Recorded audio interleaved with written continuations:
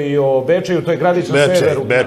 Obeče. Bečej na srpskom, Obeče na Alt Beče na nemačkom jeziku, inače Varošica, centralne Bačke.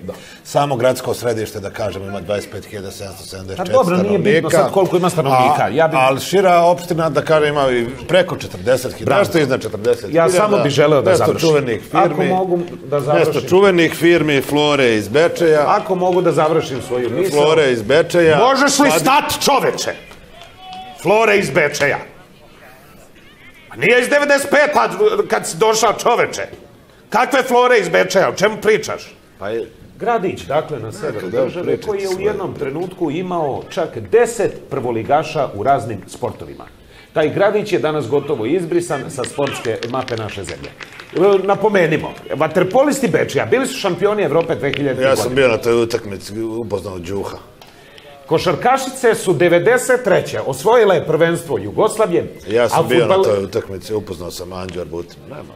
A fudbaleri su 1995. godine učestvovali u Inter Toto kupu. Ja sam njih pratio, ja sam Atilu Kasaša upoznao, na 2 utakmice smo bili zajedno. Dobro, Branko. I 2 godine kasnije igrali su u kupu UEFA.